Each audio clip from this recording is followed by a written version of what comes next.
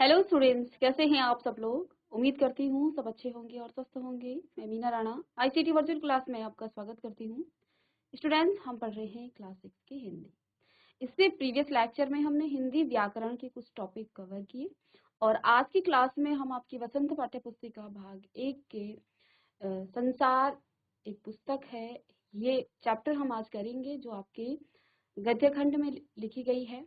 और पंडित जवाहरलाल नेहरू जी ने ये अपनी बेटी इंदिरा के लिए पत्र जो लिखे हैं उनके बारे में हम यहाँ पर चर्चा करेंगे कि जब पंडित जवाहरलाल नेहरू अपनी बेटी इंदिरा से दूर थे तो उन्होंने अपनी बेटी को चिट्ठियों के माध्यम से संसार के बारे में बताया कि संसार एक पुस्तक है, कि संसार में जो भी चीजें हैं वो जो हैं पुस्तक की एक एक पन्ने हैं। ठीक है, तो आइए इस चैप्टर में क्या क्या है उसको हम बाद में पढ़ेंगे। इससे पहले हम इसके जो लेखक हैं, लेखक का मतलब जो चिट्ठियां हैं वो जो जवाहरलाल नेहरू ने लिखी हैं उनके जीवन परिचय के बारे में हम जानेंगे। तो देखिए, जवाहरलाल नेहरू 14 नवंबर सन 1890 से 27 मई सन 1964 तक इनका जीवन काल रहा और आजाद भारत के प्रथम प्रधानमंत्री थे। सभी बच्चे जानते हैं हमारे आजाद भारत के प्रथम प्रधानमंत्री कौन रहे? पंडित जवाहरलाल नेहरू। ठीक है, बच्चों से उन्हें बेहद लगाव था, वे चाचा नेहरू के नाम से जाने जाते हैं। पंडित जवाहरलाल नेहरू जी को चाचा नेहरू के नाम से भी पुकारा जाता है। अब जब आप नारेबाजी करते हैं, जब आप जब स्वतंत्रता दिवस पर और जो आपका गणतंत्र दिवस पर नारेबाजी, तो वहां पर आप कहते हैं, क्या कहते हैं? चाचा नेहरू अमर रहे। तो इन्हीं के लिए चाचा नेहरू के नाम से इनको पुकारा जाता है। अब इनकी बेटी जो है इंदिरा जब 10 साल की थी, नेहरू जी ने उन्हें अनेक चिट्ठियां लिखी। अब क्यों इन्होंने चिट्ठी लिखी? इनमें बताया गया है कि पृथ्वी की शुरुआत कैसे हुई और मनुष्य ने अपने आप को कैसे धीरे धीरे जो है समझा और पहचाना। ये चिट्ठियां बच्चों में अपने आसपास की दुनिया के बारे में सोचने, समझने और जानने की उत्सुकता पैदा करती है। तो जब चाचा नेहरू अपनी बेटी से दूर थे तो उन्होंने अपनी बेटी को जो है चिट्ठियों के माध्यम से अपने आसपास की चीजों के प्रति जो है उत्सुकता, जागरूक करने के लिए चिट्ठियां भेजी और उनमें बताया कि किस प्रकार से दुनिया में जो है लोगों ने जो है जन्म लिया, मनुष्य कैसे उत्पन्न हुआ, हमारी दुनिया में सबसे पहले क्या था और धीरे धीरे इसका विकास कैसे हुआ, मनुष्य कैसे इस दुनिया में आया। नेहरू जी को अपने देश के बारे में बोलने और बताने में विशेष आनंद आता था। ये सभी चिट्ठियां पिता के पत्र पुत्री के नाम पुस्तक में संकलित है। संसार पुस्तक है, इसी पुस्तक से जो है साभार लिया गया है। ठीक है, और खास बात यह है कि ये पत्र नेहरू जी ने अंग्रेजी में लिखे थे। बेसिकली ये जो पत्र थे ये नेहरू जी ने अंग्रेजी में लिखे थे, लेकिन इनका हिंदी में अनुवाद किसने किया? मशहूर उपन्यासकार मुंशी प्रेमचंद जी ने किया। तो ये जो पत्र नेहरू जी ने अपनी बेटी इंदिरा को लिखा था, ये उन्होंने लिखा तो इंग्लिश में था, अंग्रेजी में था, लेकिन मुंशी प्रेमचंद जी ने इनका हिंदी में अनुवाद किया। अब यही हम यहाँ पढ़ने वाले हैं, संसार पुस्तक है। ठीक है, तो आइए क्या कुछ है इस चैप्टर में, इसको चैप्टर को पढ़ने के बाद में पता चलेगा। ठीक है, तो देखिए, संसार पुस्तक है। जब तुम मेरे साथ रहती हो तो अक्सर मुझसे बहुत सी बातें पूछा करती हो। ये कौन कह रहा है? चाचा नेहरू बता रहे हैं अपनी बेटी इंदिरा को कि जब तुम मेरे साथ रहती हो तो अक्सर मुझसे बहुत सी बातें पूछा करती हो। छोटे बच्चे होते हैं ना, अपने पेरेंट्स को वो हर बार जो है ये क्या है, ये कैसे है, इस प्रकार के प्रश्न जो है पूछा करते हैं। ठीक है, तो यही बात जो है नेहरू जी अपने पत्र में लिख रहे हैं अपनी बेटी को कि जब तुम मेरे साथ रहती हो तो अक्सर मुझसे बहुत सी बातें पूछा करती हो और मैं उनका जवाब देने की कोशिश करता हूँ। लेकिन अब जब तुम मसूरी में हो, तो अब जो है इंदिरा जी कहाँ हैं? वो जो है मसूरी में हैं और मैं इलाहाबाद में। हम दोनों उस तरह बातचीत नहीं कर सकते हैं। तो पिता जो है अपनी बेटी से कह रहे हैं कि हम दोनों उस तरह से बातचीत नहीं कर सकते हैं, यानी कि तुम्हारे मन में अपने चारों तरफ कुछ चीज पूछने की जो जिज्ञासा होगी वो अब तुम मुझे सीधे नहीं पूछ सकती हो। इसलिए मैंने इरादा किया कि कभी कभी तुम्हें इस दुनिया की ओर जो है, उन छोटे बड़े देशों की ओर इस दुनिया में है, जो इस दुनिया में है, छोटी छोटी कथाएं लिखा करूं। ठीक है। तो यहाँ नेहरू जी ने क्या किया है, चिट्ठियों के माध्यम से दुनिया के बारे में इंदिरा को वो बता रहे हैं। क्या बता रहे हैं कि तुमने हिंदुस्तान और इंग्लैंड का कुछ हाल इतिहास में पढ़ा होगा। क्या कहते हैं कि जो तुम इतिहास, जो तुम्हारे पास सब्जेक्ट है, उस सब्जेक्ट में तुमने इंडिया, हमारे हिंदुस्तान और इंग्लैंड का कुछ हाल इतिहास में पढ़ ही लिया होगा। लेकिन इंग्लैंड केवल एक छोटा सा टापू है और हिंदुस्तान जो एक बहुत बड़ा देश है, फिर भी दुनिया का एक छोटा सा हिस्सा है। अब वो जो है चिट्ठी के माध्यम से, पत्र के माध्यम से अपनी बेटी इंदिरा को क्या बता रहे हैं कि इंग्लैंड केवल एक टापू है और इंडिया जो कि हिंदुस्तान जो कि एक बहुत बड़ा विशाल देश है, लेकिन दुनिया में जो है ये एक छोटा सा हिस्सा है, दुनिया का एक बिल्कुल हिस्सा मात्र है। आगे कहते हैं, अगर तुम्हें इस दुनिया का कुछ हाल जानने का शौक है तो तुम्हें सब देशों का और उन सब जातियों का जो इसमें बसी हुई है ध्यान रखना पड़ेगा। यानी कि अगर तुम कुछ जानना चाहती हो लोगों के बारे में, कुछ दुनिया का हाल तुम्हें जानना है, तो तुम्हें जो है इस पूरी दुनिया में जितने भी देश हैं, सब देश का मतलब जितने भी देश हैं और उनमें सब जातियां, जितने भी वहां लोग बसे हुए हैं, उनका ध्यान रखना पड़ेगा। ठीक है। आगे कहते हैं अपने पत्र में नेहरू जी,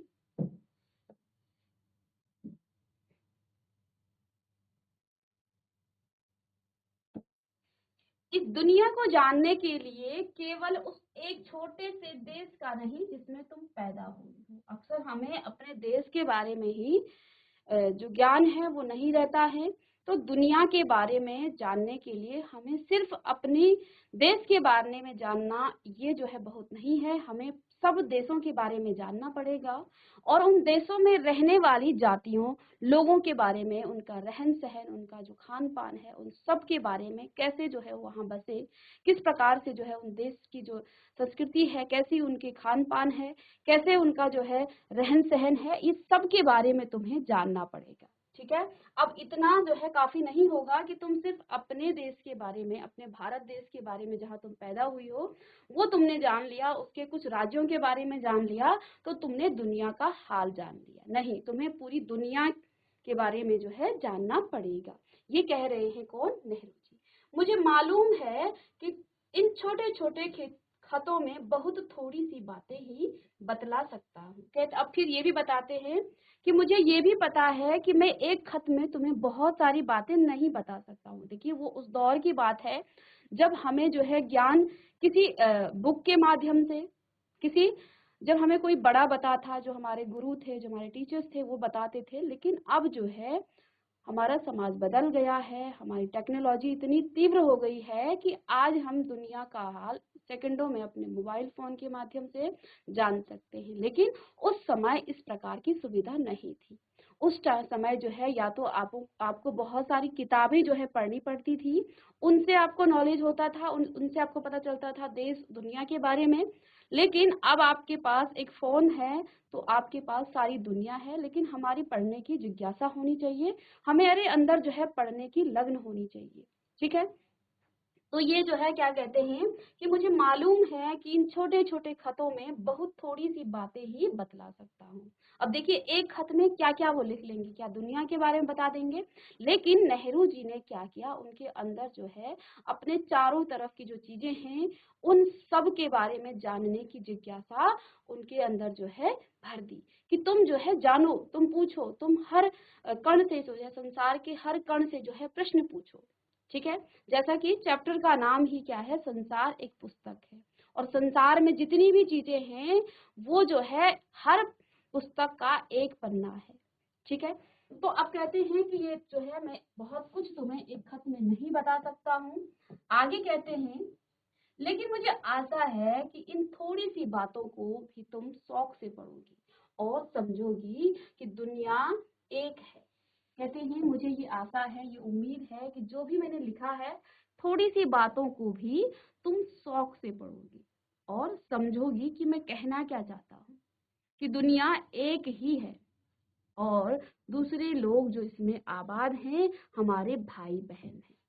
जब तुम बड़ी हो जाओगी तो तुम दुनिया और उसके आदमियों का हाल मोटी मोटी किताबों में पढ़ोगी। ठीक है, आगे कहते हैं कि जब तुम बड़ी हो जाओगी तो तुम दुनिया का हाल जो है मोटी मोटी किताबों में पढ़ोगी। उनमें तुम्हें जितना आनंद मिलेगा उतना किसी कहानी या उपन्यास में भी न मिला होगा। कहते हैं जब तुम दुनिया का हाल जानोगी, दुनिया के लोगों के बारे में जानोगी, तो जो आनंद तुम्हें वो जानने में मिलेगा वो आनंद तुम्हें किसी उपन्यास को पढ़ने में, किसी कहानी को पढ़ने में नहीं मिलेगा। ठीक है, आगे कहते हैं यह तो तुम जानती ही हो कि यह धरती लाखों करोड़ों वर्ष पुरानी है। आगे अपने ही पत्र में नेहरू जी अपनी बेटी इंदिरा को बताते हैं कि तुम यह तो जानती ही हो कि यह धरती लाखों करोड़ों वर्ष पुरानी है और बहुत दिनों तक इसमें कोई आदमी न था। ठीक है, ये आपने भी पढ़ा है कि दुनिया में जो है सबसे पहले हम जो आदमी, जो इंसान है, जो मनुष्य है, वो दुनिया में पहले उत्पन्न नहीं हुआ। दुनिया जो है लाखों करोड़ों साल तक तो एक, सबसे पहले तो एक आग का गोला रहा। धीरे धीरे हमारी धरती जो है ठंडी हुई, फिर उसमें जो है वनस्पति, पानी, हवा, इस प्रकार से और वनस्पति का उत्पन्न हुई। और जब वनस्पति उत्पन्न हुई तो लाखों वर्षों तक यहाँ जानवरों का राज रहा। ठीक है, धीरे धीरे जानवर एक दूसरे का शिकार करने लग गए और वो भी जो है उनका भी पतन होने लग गया और मनुष्य जो है उसके कई सालों बाद जो है मनुष्य का जन्म हुआ। ठीक है, तो यहाँ पर नेहरू जी अपनी बेटी को यही बता रहे हैं कि आदमियों से पहले सिर्फ जानवर थे। जब हम थे, हमसे पहले जानवर थे और जानवरों से पहले भी वनस्पति थी, पेड़ पौधे थे। ठीक है, और जानवरों से पहले एक ऐसा समय था जब इस धरती पर कोई जानवर चीज न थी, जानदार चीज नहीं थी, यानी कि जिसमें जान हो। आज जब यह दुनिया हर तरह से जानवरों और आदमियों से भरी हुई है, उस जमाने का ख्याल करना भी मुश्किल है जब यहाँ कुछ न था। लेकिन विज्ञान जो है, जानने वालों और विद्वानों ने, जिन्होंने इस समय का, इस विषय का जो है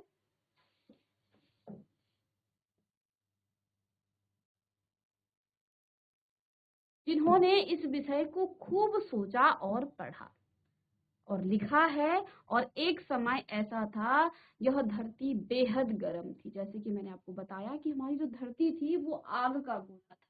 ठीक है, और इस पर कोई जानदार चीज नहीं रह सकती थी, यानी कि कोई भी जीवित मनुष्य या जानवर इस पर जीवित नहीं रह सकती थी। और अगर हम उनकी किताबें पढ़ें और पहाड़ों और जानवरों की पुरानी हड्डियों को गौर से देखें तो हमें खुद मालूम होगा कि ऐसा समय जो है जरूर रहा होगा।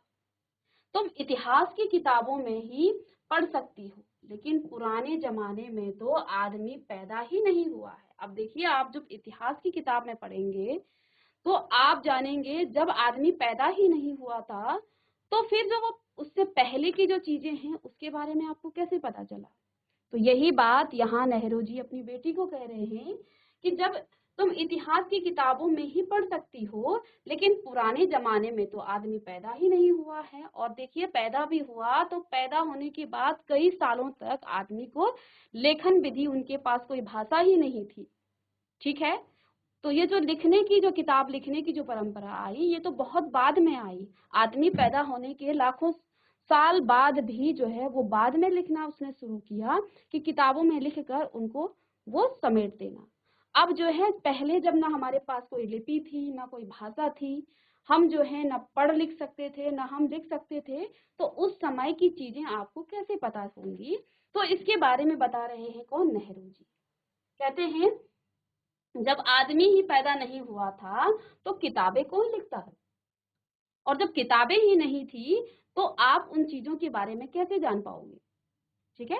जो चीजें जब आदमी के पास लेखन कला नहीं थी, लेखन शैली नहीं थी, लिखने का कोई इंतजाम नहीं था, तो उस समय के बारे में आप कैसे जान पाओगे।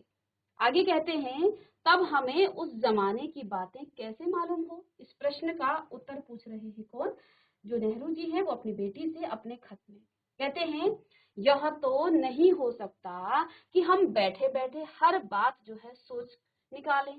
अब ऐसा तो नहीं है कि हम सोच रहे हैं कि पुराने जमाने में ऐसा हुआ होगा, ऐसा जो है किया होगा, ऐसा, ये सारी चीजें काल्पनिक तो नहीं हो सकती हैं, क्योंकि बैठे बैठे अगर आप कोई चीज सोच रहे हैं, बिना देखे आप कोई चीज को सोच रहे हैं, तो वो जो है सच तो नहीं हो सकती है, क्योंकि आदमी कल्पनाओं में तो बहुत सारी चीजें सोच लेता है। ठीक है, तो कहते हैं कि बैठे बैठे हर बात सोच निकालें, ऐसा तो नहीं हो सकता है।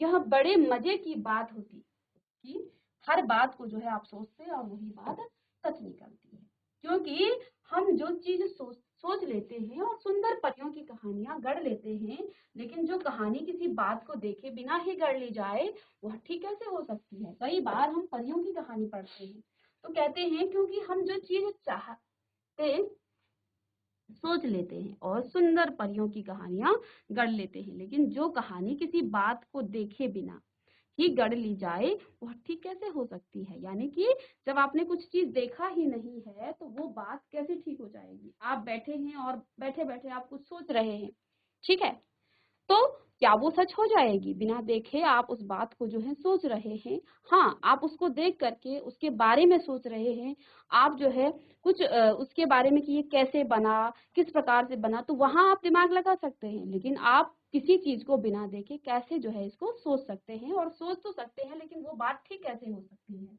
लेकिन खुशी की बात यह है कि उस पुराने जमाने की लिखी हुई किताबें न होने पर भी कुछ ऐसी चीजें हैं जिसमें हम उतनी ही बातें मालूम हमें जो है उतनी ही बातें मालूम होती हैं जितनी कि किसी किताब से होती है।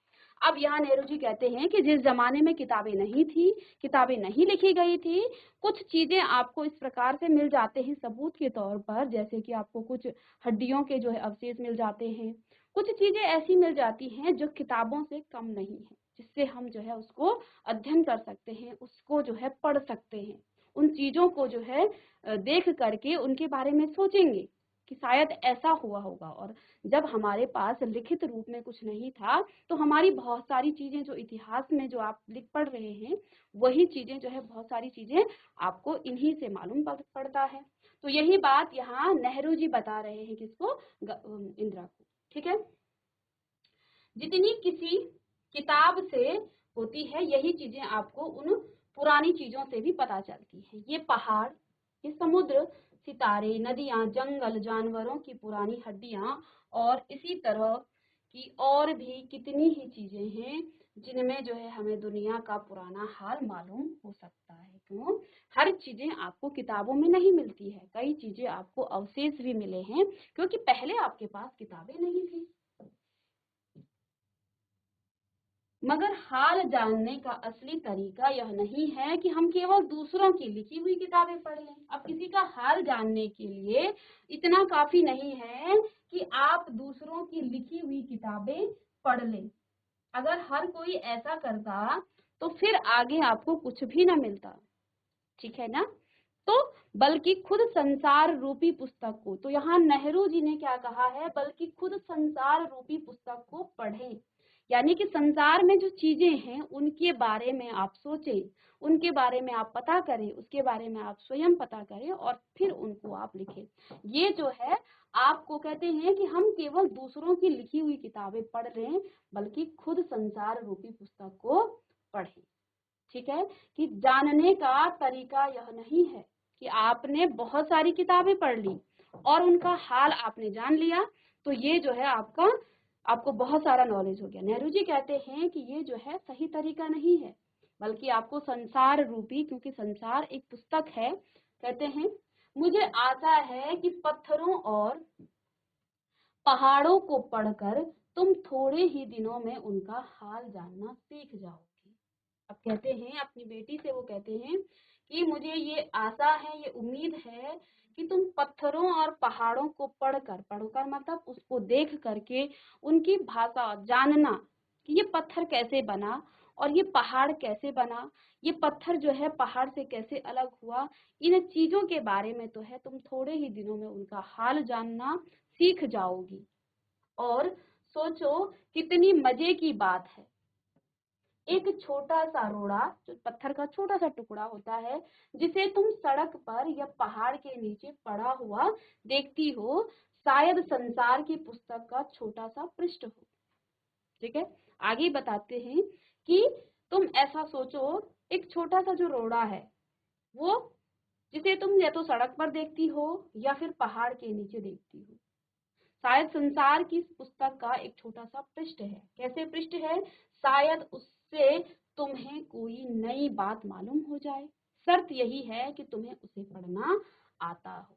यानी कि यहाँ नेहरू जी ने क्या कहा है, दुनिया में जितनी भी चीजें हैं यदि आप उसे पढ़ना जानो तो तुम्हें हर चीज में एक किताब की एक पृष्ठ जो है आपको मिल जाएगी। ठीक है, तो हर चीज दूसरी की बुक से पढ़कर के ज्ञान प्राप्त करना ये जो है असली ज्ञान नहीं है, बल्कि आप संसार को पढ़ो। कोई जवान उर्दू हिंदी कोई जबान उर्दू हिंदी या अंग्रेजी सीखने के लिए तुम्हें उसके अक्षर सीखने होते हैं। जब आप कुछ पढ़ते हो तो पढ़ने के लिए, यदि आपको हिंदी की बुक पढ़नी है तो पढ़ने के लिए आपको हिंदी आनी चाहिए। आपको उर्दू पढ़ना है तो उर्दू, यदि आपको उन उर्दू के शब्दों को पहचानना आता है तभी आप पढ़ पाओगे। या अंग्रेजी पढ़ना है तो उसके लिए आपको अंग्रेजी आनी चाहिए, के अक्षरों का ज्ञान होना चाहिए। कहते हैं कि आप हिंदी पढ़िए, उर्दू पढ़िए, अंग्रेजी पढ़िए, कोई भी चीज आप सीख रहे हैं तो सीखने के लिए तुम्हें उसके अक्षर जो है सीखने होते हैं। जिस प्रकार से आप कुछ चीज सीखते हो तो आपको पहले उसके अक्षरों का ज्ञान होना चाहिए। कहते हैं इसी तरह पहले तुम्हें प्रकृति के अक्षर पढ़ने पड़ेंगे। यानी कि जैसे किसी भाषा के अक्षर होते हैं, प्रकृति के अक्षरों को पढ़ने की आवश्यकता है, तभी तुम उसकी कहानी उसके पत्थरों और चट्टानों की किताबों से पढ़ सकोगी। तो यदि तुम्हें प्रकृति की भाषा आती है, प्रकृति को तुम समझ सकोगी, तभी तुम उसकी किताब से उसे पढ़ पाओगी। शायद अब भी तुम उसे थोड़ा थोड़ा पढ़ना जानती हो, यानी कि अभी तक तुमने उसे पूरा पढ़ना नहीं सीखा है। अब कहते हैं आगे कि जब तुम कोई छोटा सा गोल चमकीला रोड़ा देखती हो, जब रोड़ा मतलब एक पत्थर का छोटा सा टुकड़ा होता है, उसका कोई कोना नहीं है, गोल है और चमकीला है, ठीक है, तो उसे देखकर तो क्या वह तुम्हें कुछ नहीं बताता है? इस संसार में जो भी चीजें हैं आप उसे देख करके उसके बारे में पढ़ लो। ठीक है, पढ़ोगे कैसे? जब तुम्हें प्रकृति की भाषा आएगी, जब तुम उसे जानना चाहोगे, उसके बारे में तुम्हें खोज करनी है, उसके बारे में पढ़ने की जिज्ञासा हो, जानने की जिज्ञासा हो, तभी तुम उसे पढ़ पाओगे। तो कहते हैं कि जब छोटा सा वो चमकीला गोला जो रोड़ा है उसे देखकर क्या तुम्हें कुछ नहीं बताता है? क्या बताता है कि यह कैसे गोल है, चिकना और चमकीला हो गया है, और उसके खुरदरे किनारे या कोने का क्या हुआ। ठीक है, यानी कि आपने पत्थर भी देखे होंगे, चट्टान में कोने वाले होते हैं, लेकिन आपके पास जो कहीं आपको क्या मिलता है, कोई गोल चिकना और चमकीला पत्थर मिलता है, तो क्या तुम्हें वो कुछ सिखाता नहीं है? यदि तुम उसके बारे में पूछोगे कि तुम ऐसे कैसे हो गए, जबकि संसार में और पत्थर कोने वाले हैं, तुम ऐसे गोल और चमकीले क्यों हो? इस प्रश्न को यदि तुम उस पत्थर से पूछोगे तो कहीं ना कहीं तुम उसके उत्तर तक भी चले जाओगे। तो ये प्रश्न जो है, ये जो है बता रहे हैं नेहरू जी अपनी बेटी इंदिरा को कि अगर तुम किसी बड़ी चट्टान को तोड़कर टुकड़े टुकड़े कर डालो तो हर एक टुकड़ा खुरदरा और नुकीला होगा, और तुम जब उस पत्थर को देखते हो तो उससे आप पूछोगे कि तुम इतने गोल कैसे हो, जबकि चट्टान भी टूटी है तो आप देखना कि हर जो है टुकड़ा उसका क्या होता है, खुरदरा होता है और नोकीला भी होता है। फिर जो है यह गोल चिकने रोड़े की तरह बिल्कुल नहीं होता है। तो ये जो पत्थर है जो चमकीला है, चिकना है और गोल है, तो ये कहाँ से आ गया? ये चट्टान से तो नहीं आया। ठीक है, क्योंकि चट्टान को जब आप तोड़ोगे तो वहां से आपको कहीं ना कहीं ऐसे टुकड़े मिलेंगे जो खुरदरे होंगे और नुकीले होंगे। ठीक है, नहीं होता है कौन? जो आपने चट्टान से तोड़कर पत्थर के टुकड़े निकाले। ठीक है। फिर यह रोड़ा कैसा और इतना चमकीला और चिकना और गोल हो गया। इस प्रश्न का उत्तर आप यदि पूछें, अगर तुम्हारी आंखें देखें और कान सुने और जब तुम जो है इसकी खूब खोज में जाओगे तो तुम्हें इसका प्रश्न भी मिलेगा, उत्तर भी मिलेगा। तो देखो, अगर तुम्हारी आंखें देखें और कान सुने तो तुम उसी के मुंह से उसकी कहानी सुन सकोगी या सुन सकती हो। ठीक है। तब वह टुकड़ा तुमसे क्या कहेगा कि एक समय जिसे शायद बहुत दिन गुजर गए हो।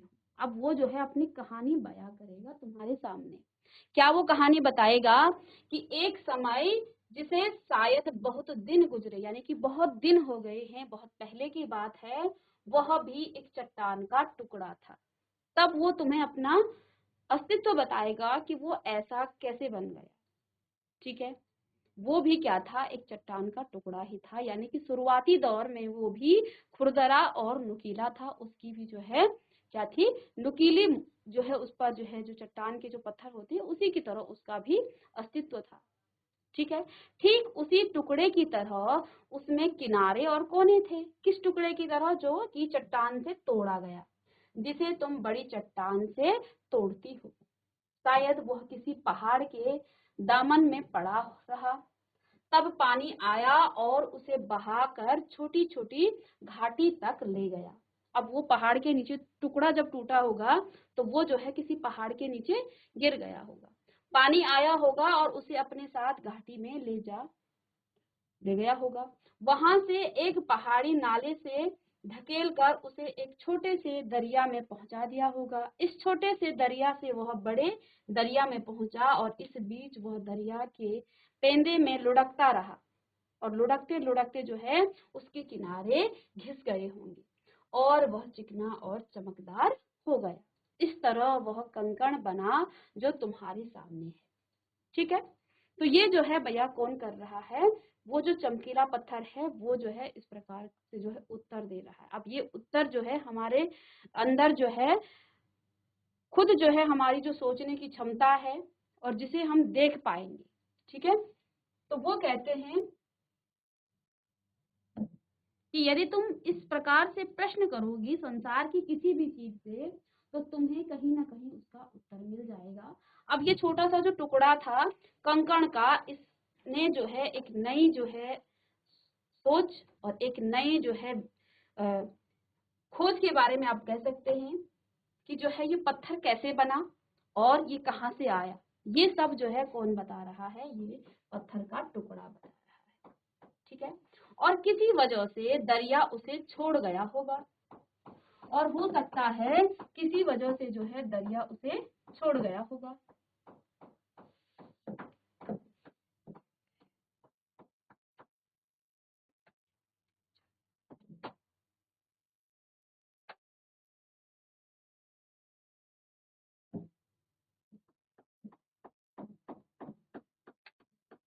तुम उसे पा गई अगर दरिया उसे और आगे ले जाता। और यहाँ पर जवाहरलाल नेहरू ने क्या कहा कि ये जो टुकड़ा है पत्थर का, तुमने इसे पा लिया है। अगर यही दरिया जो पानी है वो उसे और आगे ले जाता तो उसका क्या हाल होता, किसका, वो छोटा सा जो कंकड़ है, पत्थर है, उसका क्या हाल होता।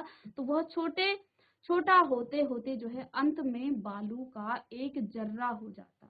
और वही पत्थर जो कंकड़, जो पत्थर चमकीला जो आपके पास क्या है रोड़ा है, वही आगे जो है और आगे वो जाता, घिस जाता और धीरे धीरे धीरे धीरे धीरे छोटा होते होते वो जो है बालू का एक जर्रा बन जाता। आपने बालू देखा, बहुत छोटा जो कण होता है वो भी जो है बालू का एक जर्रा हो जाता और समुद्र के किनारे अपने भाइयों से जा मिलता। भाइयों का मतलब जो पहाड़ी से टूट करके अन्य जो छोटे छोटे जो बालू के जो है टुकड़े हैं वो भी उस उन्हीं किसी पत्थर का जो है वो क्या है, टुकड़ा है, कण है। ठीक है। तो अपने भाइयों से जा मिलता, जहाँ एक सुंदर बालू का किनारा बन जाता जिस पर छोटे छोटे बच्चे जो है खेलते और बालू के जो है घरौंदे बनाते।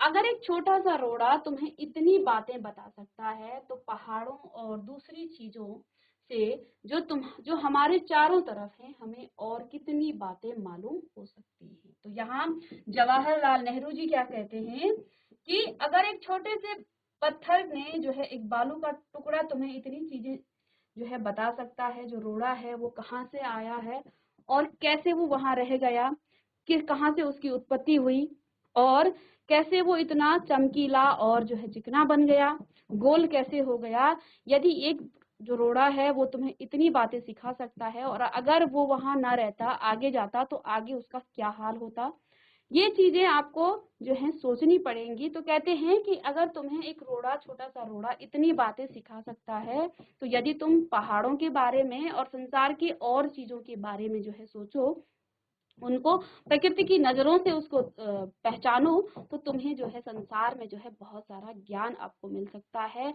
और संसार की हर चीजें आपको कुछ ना कुछ सिखा सकती हैं। तो जैसा कि आपके चैप्टर का नाम क्या है, संसार एक पुस्तक है, और संसार में जो हर चीजें हैं वो जो है उस पुस्तक की एक एक पृष्ठ है, जो आपको बहुत कुछ बता देती है। ठीक है, तो यहाँ पर इस चैप्टर के माध्यम से नेहरू जी ने क्या बताया है कि संसार जो है रूपी जो पुस्तक है वो हमें कुछ ना कुछ बताती है। संसार में जो भी चीजें हैं वो हमें कुछ ना कुछ सिखाती हैं।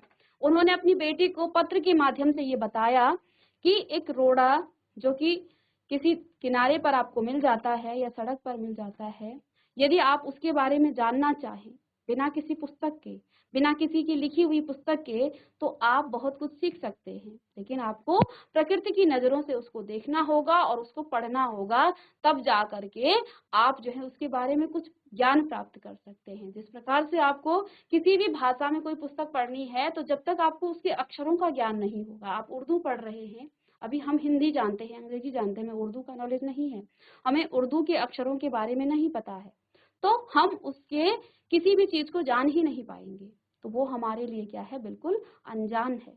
तो ऐसे ही प्रकृति की भी अपनी भाषा है, हमें जो है प्रकृति की भाषा से ही हम दुनिया को, संसार की हर चीजों को पढ़ सकते हैं, लेकिन इसके लिए हमें प्रकृति की भाषा आनी चाहिए। प्रकृति की भाषा कब आएगी, जब आप जो है चीजों को देखें, उसको ऑब्जर्व करें, उसके बारे में सोचें, ये कहाँ से आया, ये कैसे बना, कैसे इसकी उत्पत्ति हुई।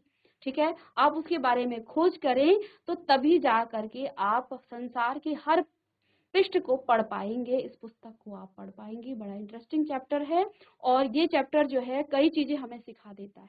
क्या सिखाता है, अब ये जवाहरलाल नेहरू जी ने इंदिरा के मन में जो है अपने आसपास की जो भी चीजें हैं उनके लिए जिज्ञासा उत्पन्न कर दी।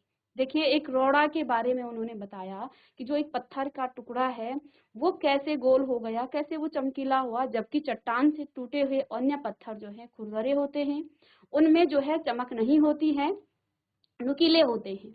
तो उन्होंने कहा यदि तुम उससे प्रश्न पूछो, उसके बारे में जानने की जिज्ञासा तुम्हारे अंदर हो, तो तुम उसके प्रश्नों के उत्तर तक स्वयं जा सकते हो बिना किसी किताब के।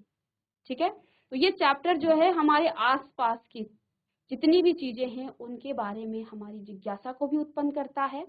साथ में ये जो चैप्टर है, ये जवाहरलाल नेहरू जी ने पत्र लिखा है अपनी बेटी इंदिरा को, जिसमें वो जो है इलाहाबाद चले जाते हैं और इंदिरा जी मसूरी में हैं, और वहां जाकर के वो उनकी जिज्ञासाओं को शांत करने की कोशिश करते हैं। ठीक है, अब इसके कुछ प्रश्न उत्तर करेंगे हम। ठीक है, तो नेक्स्ट जो टॉपिक होगा आपका, नेक्स्ट लेक्चर जो होगा उसमें हम इसी चैप्टर के प्रश्न उत्तर करेंगे, और साथ में इसके जो सारांश है उसको भी हम डिस्कस करेंगे। तो मिलते हैं नेक्स्ट लेक्चर में, तब तक के लिए thank you and have a nice day.